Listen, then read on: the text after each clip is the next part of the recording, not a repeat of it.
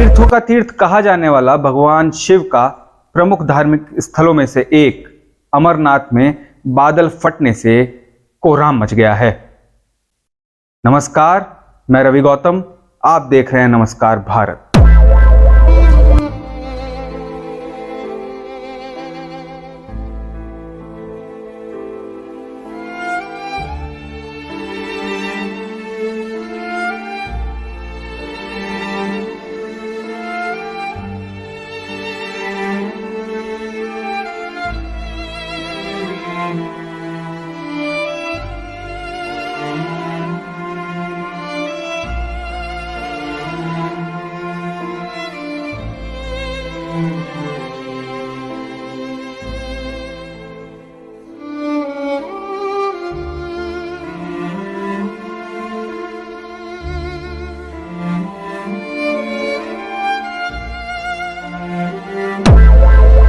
बीते शुक्रवार शाम करीब 5:30 बजे अमरनाथ की गुफा के सामने अचानक से बादल फट गया। वहीं गुफा के सामने नीचे टेंट लगे हुए थे और साथ में ही लंगर चल रहा था, जहां पर लोग भोजन और प्रसाद ग्रहण कर रहे थे। बताया जा रहा है कि दर्जनों लोग अचानक से आए इस बहाव में बह गए और कुछ उस बहाव में मलबे में फंस गए हैं। अभी तक 16 श्रद्धालुओं की मौत की पुष्टि की गई है। आइए सुनते हैं इस पूरी घटना पर एक रिपोर्ट। जम्मू कश्मीर में अमरनाथ गुफा के पास शुक्रवार शाम बादल फटने से बड़ा हादसा हो गया। भारी सैलाब में कई श्रद्धालु बह गए। अब तक 16 लोगों के मरने की पुष्टि हो चुकी है। 45 से ज्यादा लोग घायल हुए हैं, जबकि 40 से ज्यादा लोग लापता बताए जा रहे हैं। इनकी तलाश में रेस्क्यू ऑपरेशन चल रहा है।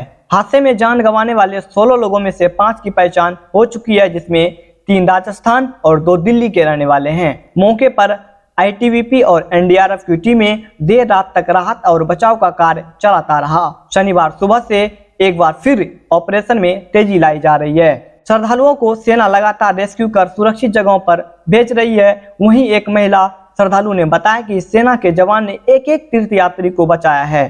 जिस तरह से फौजी ने हमको बचाया है, हम अपनी सेना के जज्बे को नमन करते हैं। एक अन्य श्रद्धालु ने बताया कि कैसे सेना ने उसको सुरक्षित निकाला। सेना ने श्रद्धालुओं से कहा कि पहले पहाड़ तरफ चिपको, उसके बाद सभी को रेस्क्यू कर लिया।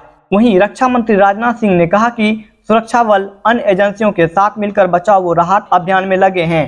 प्रभावित लोगों की मदद के लिए सभी प्रकार के उपाय किए जा रहे हैं। अमरनाथ गुफा के पास बादल फटने से हुए अमूल्य जीवन के नुकसान से गहरा दुख पहुंचा है। घायलों के शीघ्र स्वस्थ होने की मैं कामना करता हूं। श्राइन बोर्ड की वेबसाइट पर मिली जानकारी के अनुसार इस वर्ष अमरनाथ यात्रा में तकरीबन 10 लाख श्रद्धालु शामिल हुए हैं। आपको याद होगा 9 साल पहले केदारनाथ में कुछ इसी तरीके की जल प्रलय आई थी, जिसमें 23 लोगों की मौत हो गई थी और हजारों श्रद्धालु गायब हो गए थे। अब सवाल यह खड़ा होता है, इस तरीके से बादल फटने की घटनाएं बार बार होती हैं, लेकिन फिर भी लोग ऐसी जगहों पर जाने से परहेज क्यों नहीं करते। बात यही सामने आती है कि आस्था और विश्वास और भगवान के प्रति प्रेम तमाम चीजों पर हावी है।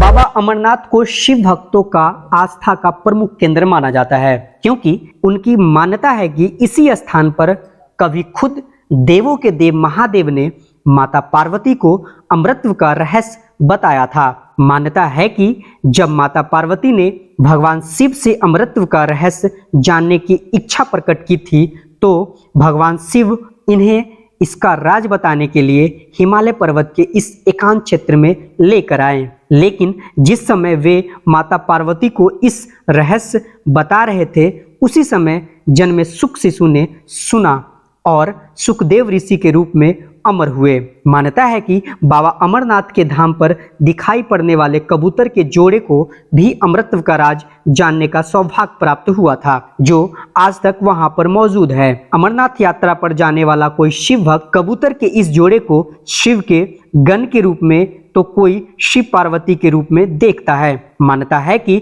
जिन लोगों को कबूतर के जोड़े का दर्शन का सौभाग्य प्राप्त होता है, उनकी मनोकामना शीघ्र ही पूरी होती है। बादल फटने की घटनाएं कोई आम नहीं है।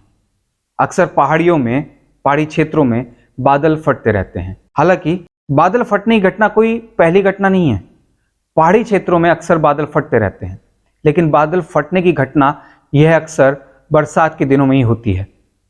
इससे काफी जान माल का नुकसान होता है, लेकिन यह लोगों के मन में कई सवाल छोड़ जाती है। आखिर बादल फटते क्यों हैं? ये पहाड़ों में ही क्यों फटते हैं? और इसके पीछे का सच क्या है? हमारे संवाददाता विवेकानंद झा की ये रिपोर्ट देखिए। पहाड़ी इलाकों में बादल फटने की घटनाएं अक्सर देखने को मिलती है। असल में बादल फटना बारिश का चरम रूप होता है। बादल फटने के कारण इलाके में भारी बारिश होती है।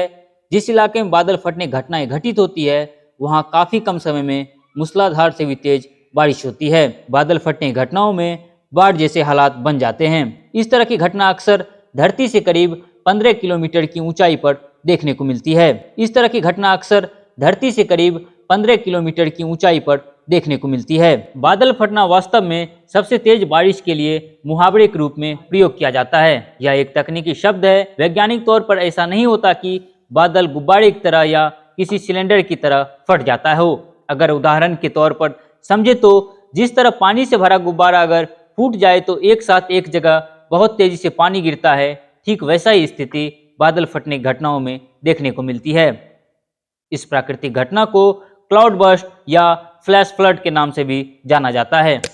बादल फटने की घटना तब होती है जब भारी मात्रा में नमी वाले बादल एक जगह इकट्ठा हो जाते हैं।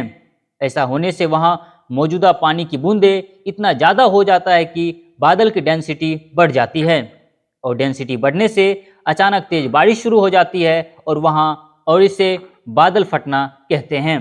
दरअसल पानी से भरे बादल जब हवा के साथ आगे बढ़ते हैं तो पहाड़ों के बीच फंस जाते हैं और पहाड़ों की ऊंचाई इसे आगे नहीं बढ़ने देती। पहाड़ों के बीच फंसते ही बादल पानी के रूप में परिवर्तित होकर बरसने लगती है। क्योंकि बादलों का डेंसिटी इतना अधिक होता है कि तेजी से तेज बारिश शुरू हो जाती है। आज के लिए बस इतना ही। ऐसे ही खबरों से जुड़े रहने के लिए देखते रहिए नमस्कार भारत।